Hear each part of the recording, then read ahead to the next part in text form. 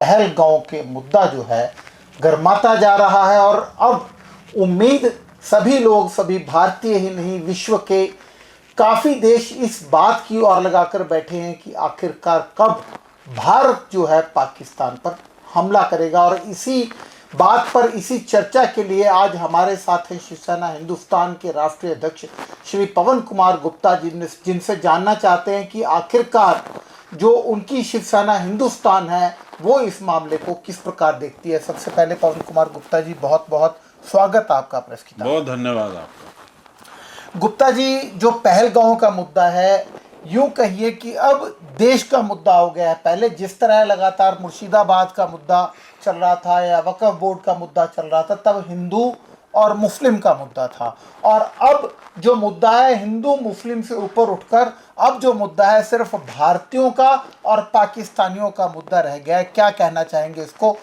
हिंदू और मुस्लिम या भारतीय और पाकिस्तानी? देखो, सबसे पहले तो जो पहलगाम में हिंदुओं का नरसंहार हुआ और उसकी शिवसेना हिंदुस्तान कड़ी निंदा करती है।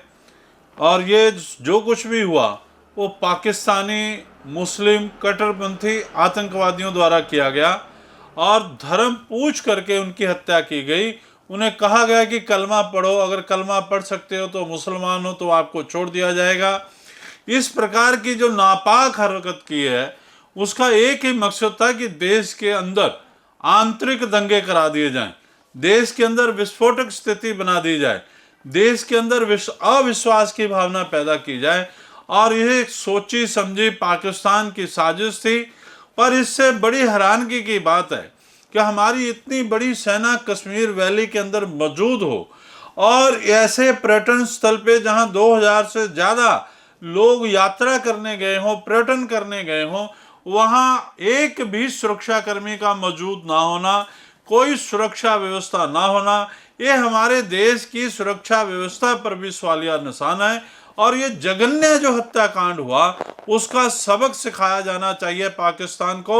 ये जो भी कुछ अभी केंद्र सरकार ने किया कि सिंधु जल विवाद को रोकने की बात की, अटारी वाघा बॉर्डर बंद करने की बात की या अन्य उपाय किए, ये सब जो है एक टेक्निकल उपाय थे। आज हिंदुस्तान का दिल इतना दुखा है, आज हिंदुस्तान इतना बेचैन है कि हिंदुस्तान की आम जनता चाहती है कि पाकिस्तान के खिलाफ सैन्य कार्रवाई हो, पाकिस्तान को सैन्य तरीके से सबक सिखाया जाए। गुप्ता जी, एक बात बताइए, जिस तरह से अब जो मुद्दा आपने कहा सिंधु जल परियोजना का मुद्दा है या अटारी में जो भारत में अब सरकार कह रही है कि हजारों जो पाकिस्तानी नागरिक है गैर कानूनी रूप से रह रहे हैं, परंतु अब क्यों, पहले क्यों नहीं?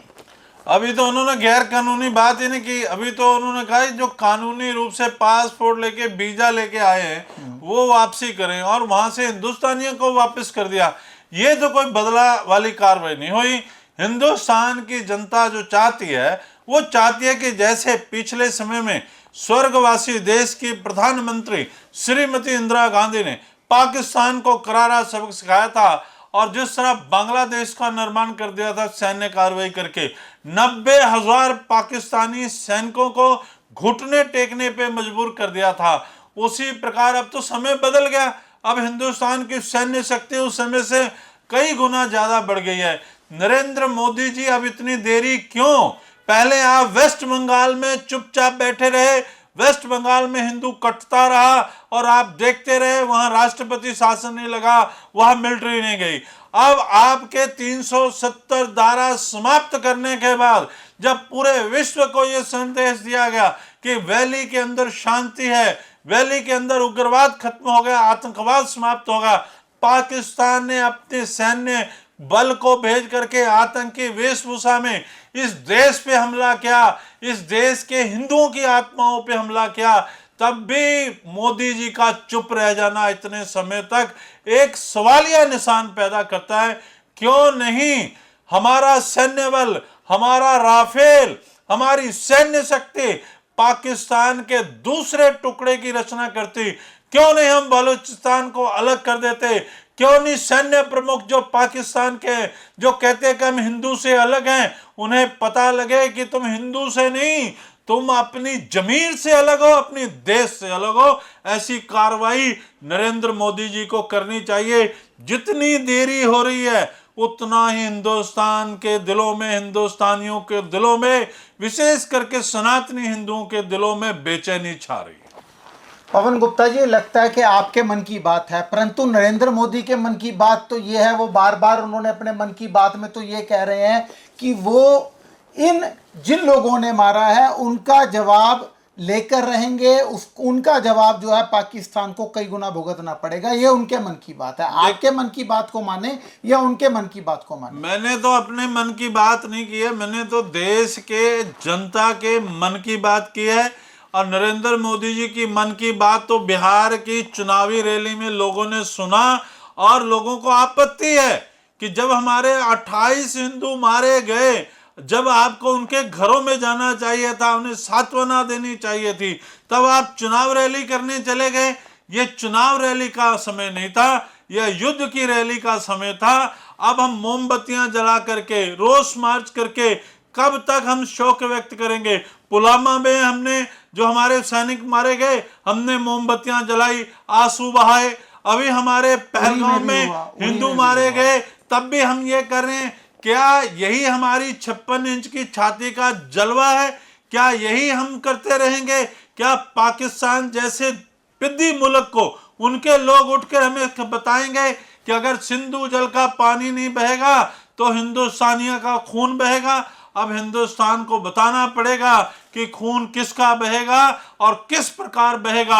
अगर हमारी देश की महिला प्रधानमंत्री ऐसा कर सकती थी तो हमारे देश के यशस्वी प्रधानमंत्री श्री नरेंद्र मोदी जी इतना समय क्यों ले रहे हैं? ये मैं नहीं पूछ रहा, देश का बच्चा बच्चा पूछ रहा है कि अब समय क्यों लग रहा है।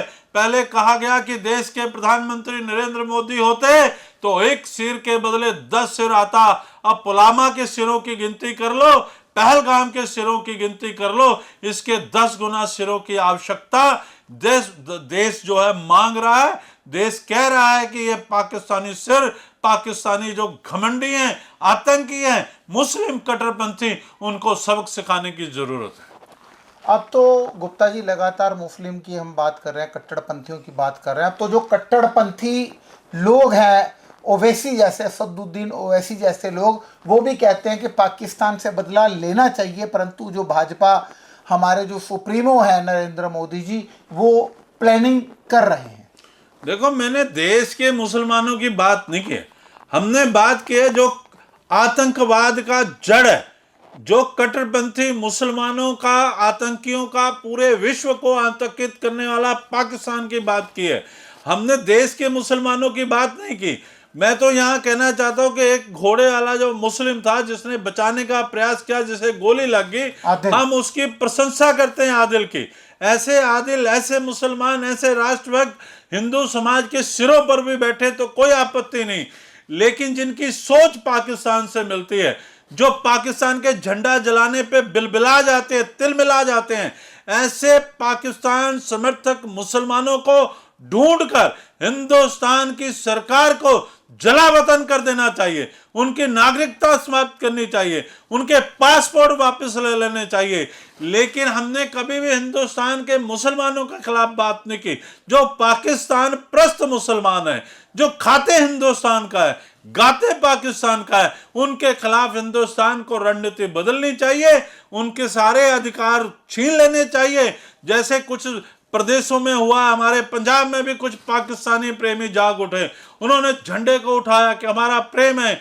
ऐसों का सिर उतार देना चाहिए और सरकार को भी चाहिए कि कानूनी कार्रवाई करते हुए इनसे नागरिकता छीन करके इनको जलावतन कर दे, देश से बाहर निकाल दे। कि तुम्हें पाकिस्तान से प्रेम है तो पाकिस्तान में रहो, हिंदुस्तान की जनता के साथ जो कत्लेआम करें, उन कातलों से प्रेम रखने वालों को बर्दाश्त नहीं किया जाना चाहिए। मैं ऐसे मुस्लिम नेताओं का, मुस्लिम भाइयों का, बहनों का भी आभार प्रकट करता हूं जिन्होंने हिंदुस्तान की आवाम के साथ, हिंदुस्तान की जनता के साथ खड़े होने में पहल की है। इसीलिए मैंने कहा कि हमने देश के मुसलमानों के खिलाफ नहीं, लेकिन जो देश के अंदर मुसलमान ऐसे रह रहे हैं जिनका प्रेम पाकिस्तान से, जिनका प्रेम आईएसआई से, वो हमें स्वीकार नहीं। फिर वो चाहे मुसलमान हो, चाहे वो हिंदू हो, चाहे वो सिख हो, चाहे वो ईसाई हो, कोई भी धर्म हो, जो देश का गद्दार है वो हमारे धर्म का नहीं हो सकता, हमारे देश का नहीं हो सकता। और ऐसे लोगों को हिंदुस्तान की सरकार को नागरिकता छीन लेनी चाहिए। मैंने आज वीडियो देखी, लुधियाने में 2 लोग आए, उन्होंने पाकिस्तान झंडे से प्रेम दिखाया, कुछ मुसलमानों ने महाराष्ट्र की धरती पे दिखाया। ऐसे लोगों की नागरिकता समाप्त करनी चाहिए, पहले जेलों में डाला जाना चाहिए, फिर इन्हें बाहर अरब सागर के किनारे छोड़ देना चाहिए कि ऐसे गद्दार लोग हिंदुस्तान की जमीन पे नहीं पलने चाहिए, हिंदुस्तान की हवा में सांस लेने के लायक नहीं। गुप्ता जी एक बात बताएं, जो ये सिंधु परियोजना का मुद्दा गवर्नमेंट ने कहा कि हम लोग इसको जो है फिलहाल कैंसिल करते हैं, सस्पेंड करते हैं, क्या ये मामला सही मानते हैं आप, या इसको ये मान के चलते हैं इसकी बजाय जो है तुरंत पहले एक्शन होना था, उसके बाद ये रिएक्शन होना चाहिए था? देखिए, ये चीजें दूरगामी परिणाम दे सकती हैं। देश के प्रधानमंत्री ने, देश की सरकार ने सोचा है तो जरूर अच्छा सोचा होगा, लेकिन सिंधु जल परियोजना रोकने के लिए बहुत सारे उपाय करने पड़ेंगे, वक्त लगेगा। देश की जनता तुरंत कार्रवाई चाहती है। जैसे यह हत्याकांड हुआ था, शाम के समय ही पाकिस्तान के 26, 27, 28 सैन्य ठिकाने बर्बाद किए जाने चाहिए थे। हम ये नहीं कह रहे कि पाकिस्तान की आम जनता पे बम बरसाते, लेकिन पाकिस्तान के सैन्य ठिकाने नष्ट कर देते। उन्हें पता लग जाना चाहिए था कि हिंदुस्तान पे जो आपने जख्म लगाने की कोशिश की, आघात लगाने की कोशिश की है, हम उसका जवाब देने में सक्षम है। संघ के माननीय आदरणीय प्रमुख ने कहा है कि जब ताकत हो तो समय पर उसका दिखावा होना भी चाहिए, उसका प्रकटीकरण होना चाहिए। अब संघ प्रमुख कहते हैं कि ताकत का प्रगटावा होना चाहिए और हमारे देश के प्रधानमंत्री इंतजार कर रहे हैं। तो इंतजार उन्होंने वेस्ट बंगाल में भी किया, इंतजार उन्होंने यहाँ भी कर रहे हैं। और जब देश की सारी विरोधी राजनीतिक पार्टियों ने बैठक में प्रधानमंत्री जी को कह दिया कि इस हमले के खिलाफ जो भी आप करोगे उस मामले में हम साथ खड़े हैं, तो फिर देर क्यों? आज भी मैं कांग्रेस से विचारिक मतभेद रखता हूं। कांग्रेस के कुछ नेताओं ने उल्ट पुल्ट बयान दिए।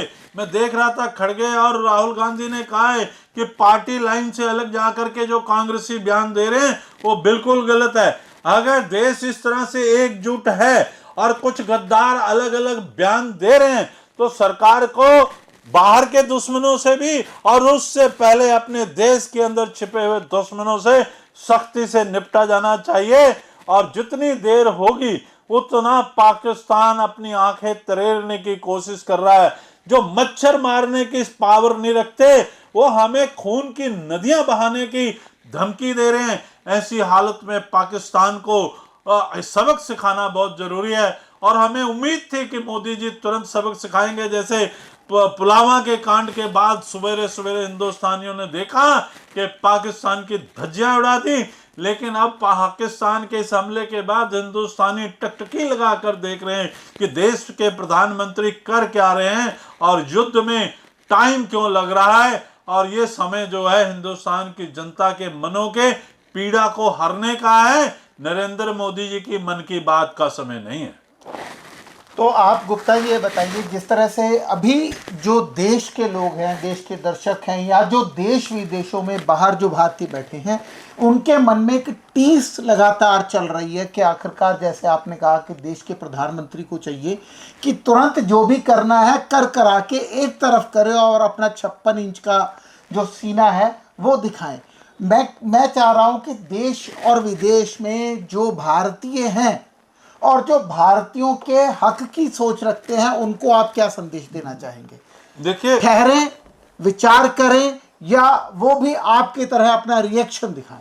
देखिए, भारतीय लोकतंत्र में ये अधिकार है कि हम एक नागरिक, हम अपने विचार जो है अपने देश के चुने हुए प्रधानमंत्री तक पहुंचाना चाहते हैं। हमारे इन विचारों का कतई मतलब नहीं है कि हम नरेंद्र मोदी जी या उनकी सरकार के खिलाफ हैं। लोहे की चट्टान की तरह नरेंद्र मोदी जी की सरकार के साथ हैं, उनके समर्थन में है। पर देश की जनता का एक जो विचार है, देश की जनता के मन में जो एक बात है, जो पीड़ा है कि हमारे 28 देश के नागरिकों की लाशें गिर जा रही हैं, हम कम्बिंग ऑपरेशन कर रहे हैं, उन्हें घेरने का प्रयास कर रहे हैं। मैं तो एक ही बात पूछना चाहता हूं देश के प्रधानमंत्री जी से, जम्मू कश्मीर की जेलों में ये पाकिस्तान के पालतू कुत्ते आतंकवादी जो हमने जेलों में बंद रखे हैं, क्यों नहीं 26 के बदले हम 72 आतंकवादी निकाल करके उसके बदले में हम वो कार्रवाई करते और उन पाकिस्तानी आतंकवादियों को संदेश देते कि जो जंगल में भाग रहे हैं उनको तो पकड़ ही लेंगे, उनको तो 32 चुड़ैलों के पास पहुंचा ही देंगे, पहले ये तुम्हारे सगे संबंधी जो जेलों में इनको हम पहुंचा रहे हैं, और बहुत जल्दी पाकिस्तान जो तुम्हारा आका है उसके ऊपर भी हमारा निशाना लगने वाला है। वो सब ना होने की वजह से देश की जनता चिंतित है, और प्रधानमंत्री जी को हम यही निवेदन करना चाहते हैं कि जल्दी से जल्दी पाकिस्तान की सांसें, वो कहते हैं कि कश्मीर हमारे गले की नस है, हम मांग कर रहे हैं आपसे, विनती कर रहे हैं, निवेदन कर रहे हैं कि गले की नस तो जो वो बता रहे हैं वो हमारा मुकुट है, लेकिन पाकिस्तान का गला इतनी जोर से दबा दीजिए कि पूरा विश्व देखे, इजराइल की तरह, जैसे इजराइल ने अपने नागरिकों की हत्या का बदला लेने के लिए तुरंत हमला किया था, उसी तरह विश्व देख सके कि अगर हमारे एक भी नागरिक की हत्या की जाएगी तो भारत सक्षम है विरोधियों की सांस बंद करने में। तो ये थे हमारे साथ श्री पवन कुमार गुप्ता, शिवसेना हिंदुस्तान के राष्ट्रीय अध्यक्ष। मन में बहुत आक्रोश है, खास तौर पर इसलिए कि आखिरकार भारत के प्रधानमंत्री सोच क्या रहे हैं, समझ क्या रहे हैं, देख क्या रहे हैं, विचार क्या कर रहे हैं। यह तो खैर आने वाला समय ही बताएगा कि भारत सरकार, या यूं कह लीजिए सीधे सीधे तौर पर नरेंद्र मोदी, राजनाथ सिंह या अमित शाह की जो तिकड़ी है वो क्या सोच रही है, क्या समझ रही है, क्या प्लान कर रही है, यह तो आने वाला समय ही बताएगा।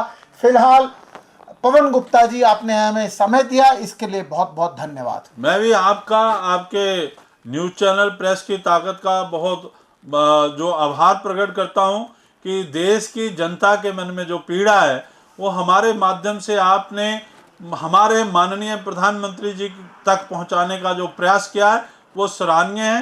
शायद हमारी आवाज़ सुन करके प्रधानमंत्री जी पाकिस्तान को सबक सिखाने के प्रयासों में तेजी लाएंगे, और देश की जनता जिस रूप से उनको देखना चाहती है उस रूप से वो जल्दी पाकिस्तान पे आक्रमण करते हुए नजर आएंगे।